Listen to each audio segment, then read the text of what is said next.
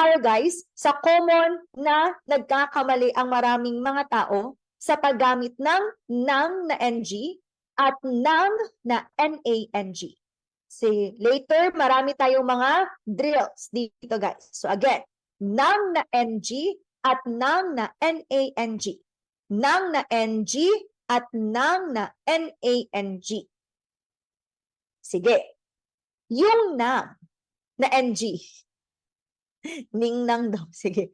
Yung nang guys na NG, focus na, ito siya ay sumasagot sa tanong na ano?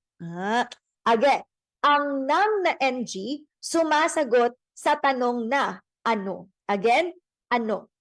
Usually guys, pag NG, mga pangalan, mga noun ni siya. Example, nagkamit siya tatlang karangalan dahil sa pagsisikap niya sa pag-aaral. Now, ang sunod na word is karangalan. Ano yung nakamit niya? Karangalan. In short, guys, ang tamang gamitin, yung NG. Next, ang magtanim at lang buti ay buti rin ang aanihin. So, ano ang aanihin pag magtanim tayo ng kabutihan or ng buti? So, ang answer is still NG na nang. So, ang i-remember lang natin, guys, ang nang ay sumasagot sa tanong na ano. Again, pag question, ano, tapos ma-answeran siya ano, then ang answer, ang gamitin, nang na NG. Again, pag nang na NG, sumasagot sa tanong na ano. So usually guys, ang next dito ay mga tao ba, mga bagay ba, mga pangalan, mga nouns. So again, ang NG sumasagot sa tanong na ano. Again, pag NG sumasagot sa tanong na ano. Example. Sige, example tayo guys. Tinulungan tatlang guro na makatapos ng pag-aaral ang kanyang mag-aaral. Ano ang ginawa ng guro? Diba? Tinulungan ang mag-aaral na makatapos ng pag-aaral. So since ang guro guys ay pangalan, noun man ang guro, so ang gagamitin natin is na NG. Another, niligawan tatlang binata. Ang mabait na dalaga. Kaya ka hindi nililigawan kasi hindi ka mabait. Now, ang binata, guys, pangalan man ang binata, noun man ang binata. So, still, ang gagamitin natin dito, na NG. Again, na NG. So, again, pag nang sumasagot sa tanong na ano. Tapos, usually, guys, ang next na word ay pangalan. Pwede tao, pwede bagay. Di ba nag-discuss kayo, guys, ng pangalan last day?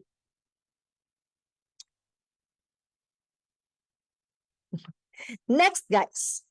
Ang ani ng magsasaka ay naipagbili sa malaking halaga. Magsasaka ay na, magsasaka ay tao. So, ang gagamitin natin, nang na NG. Next, ang kinabukasan, tatlang anak ang laging iniisip ni Aling Maria. Mabuti pa si Aling Maria. So guys, anak, still pangalan siya. So ang answer natin dito, nang na NG. So ang i-remember lang guys, pag pangalan, pag mga nouns, pag mga tao, mga hayop, mga bagay, ang gagamitin, nang na NG. Pero pag yan siya is action word, pandiwa, pag yan siya ay inuulit, gina-repeat, ang gagamitin natin guys, yung nang na NANG. So ang NANG na nang, gagamitin siya paano at gaano na questions, at usually guys, ang next word, pandiwa. Pag sinabi natin pandiwa, action word, tumakbo, tumawid, naglakad. At sa mga salitang inuulit. So again guys, kung ang na NG ay ginagamit pag ang next word ay pangalan, sumasagot sa tanong na ano, Ang nang na N-A-N-G, ginagamit yan siya guys sa next word ay action word, pero pwede siyang inuulit. Sige. Now, example. Masakita na po mo ani ron. Mahal patlang. Mahal. Sige daw. Paki-comment. Ano ito siya guys? NG or N-A-N-G? Ano ito na nang? NG or N-A-N-G? Na kung titingnan niyo guys ang statement, ang word na mahal ay inuulit. Pag inuulit, ano nga yung gagamitin natin?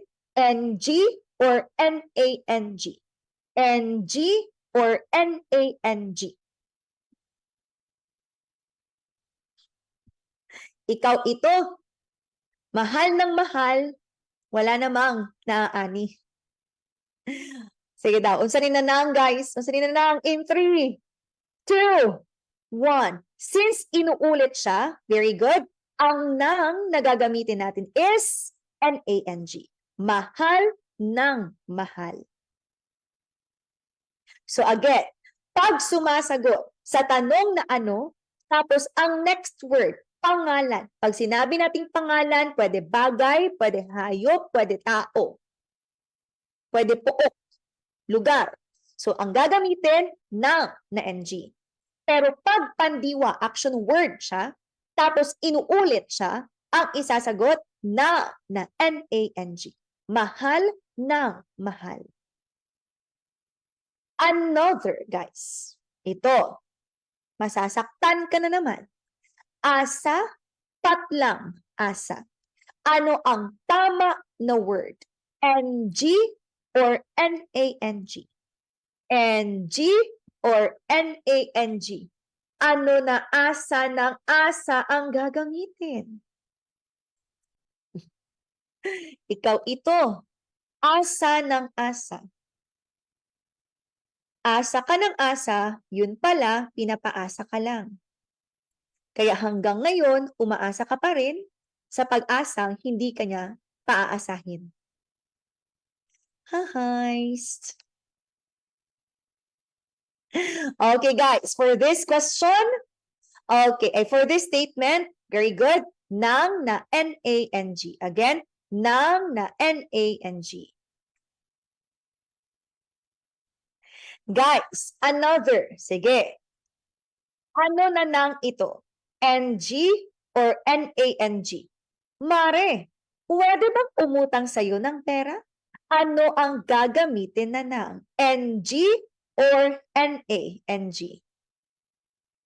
So again ha, pag NG, dapat ang sunod pangalan. Pwede tao, pwede hayop, pwede bagay, pwede puok.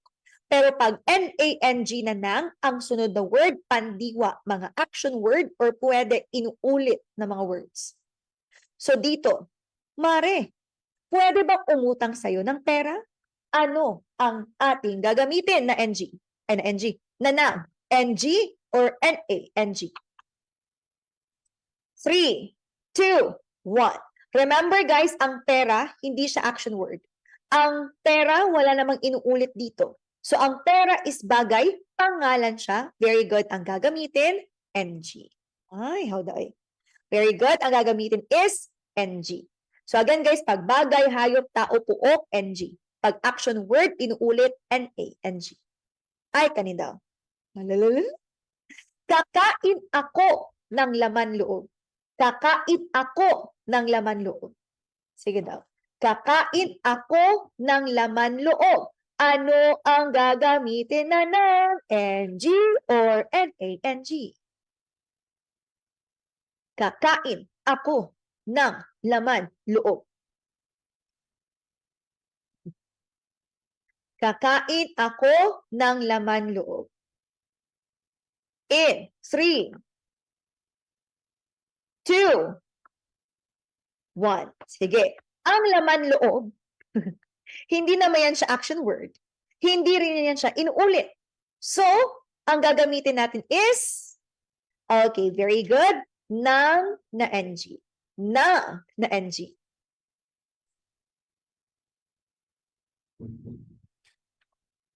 Next question, ay next statement guys. So ito. Patlang nag-donate ng lechon ang lola ni Claire. Patlang nag-donate ng lechon ang lola ni Claire. Ano ang gagamitin natin guys na na? NG or NANG? Take note ha, ang next word, nag-donate. Ang next word, nag-donate. So ano yung nag-donate? Sumasagot ba sa tanong na ano? Bagay ba yan? Hayop ba yan? Tao ba yan? Or action word ba yan siya? Patlang nag-donate ng lechon ang lola ni Claire. 3, 2, 1. Ang nag-donate guys, isa yung action word. Pandiwa yan siya. Now, since pandiwa yan siya, very good. Ang gagamitin natin, nang na N-A-N-G. Na N-A-N-G. Uy, hawad na mo. O, next question guys, ito. Ikinasaya ng mga magulang ang tagumpay ng kanilang mga anak. Ikinasasaya ng mga magulang ang tagumpay ng kanilang mga anak. Ano na ang gagamitin? NG or NANG? Ikinasasaya ng mga magulang ang tagumpay ng kanilang mga anak. Ikinasasaya ng mga magulang ang tagumpay ng kanilang mga anak. 3, 2, 1. Sige.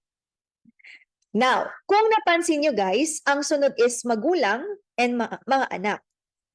Tapos, yan ay tao. Yan ay pangalan. That means, ang gagamitin natin is, okay, hindi nang na NANG. Sa first part, nang na NG kasi magulang tao.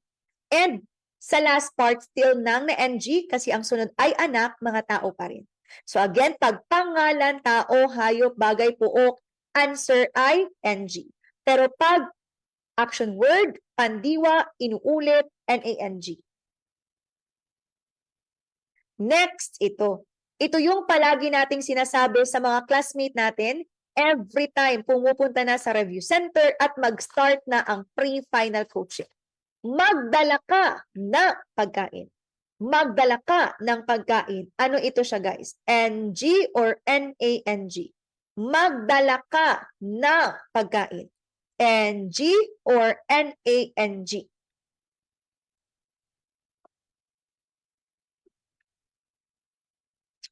Sige guys, ready? In 3, 2, 1. Ang salitang pagkain, hindi naman siya action word. Hindi rin siya inuulit. In short, bagay siya. So pag bagay, pangalan, ano yan siya? Ano na nang? Very good. Ang na NG. Magdala ka ng pagkain. Grabe ni siya ng mga trial, guys. Oh, another drill pa, guys. At lang dumating ang Pangulo. Ano na nang? Nang dumating ang Pangulo. Nang dumating ang Pangulo. NG or NANG? Ang next word ha, dumating. Ang next word, dumating. So ano yang dumating? Action word ba yan? Pangalan ba yan? Inuulit ba yan siya? NG or NANG?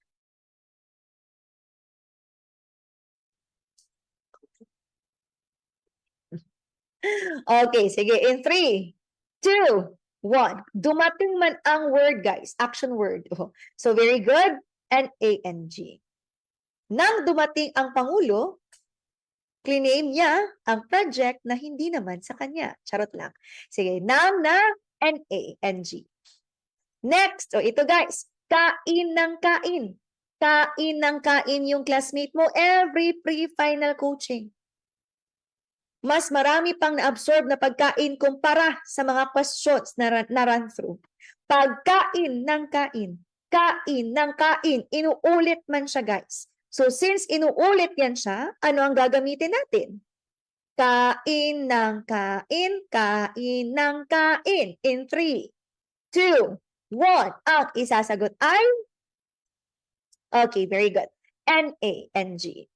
N-A-N-G, kain ng kain, N-A-N-G. Next, ito guys. Kung ito, kain ng kain, ano naman ito be? Magsaing ka ng kanin. Magsaing ka ng kanin.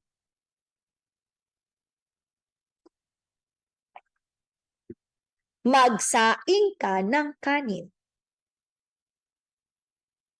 In 3, 2, 1. Sige.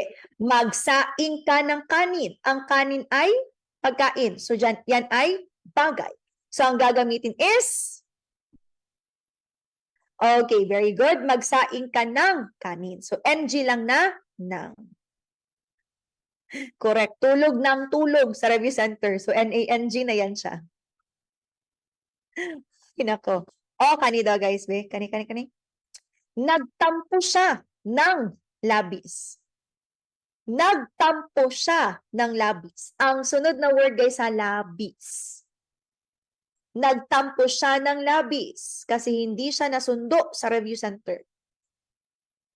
Remember, ang NG sumasagot sa tanong na ano, tapos yung nang na NANG sumasagot sa tanong na paano at gaano. Tapos pandiwa siya, tapos inuulit pa dyan.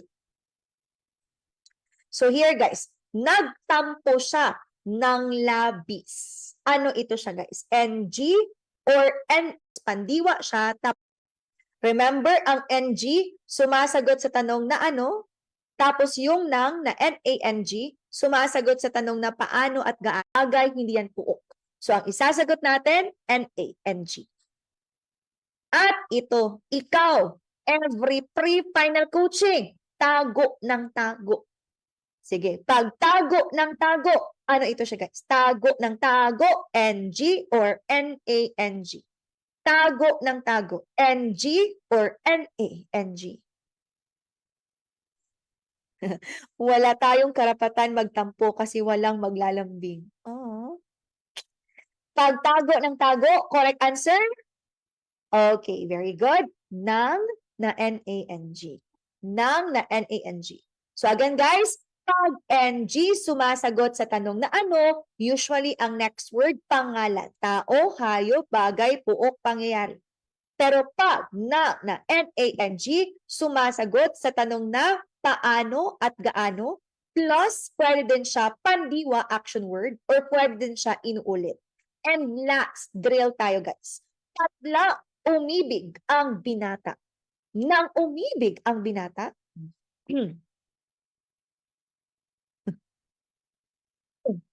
say daw, nang umibig ang binata. Anong ito na nang guys? NG or NANG?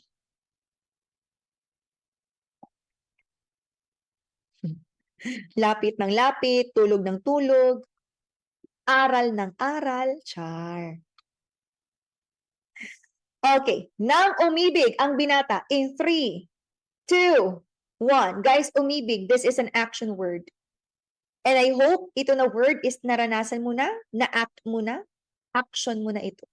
Sige, correct answer, we have nang na NANG. NANG.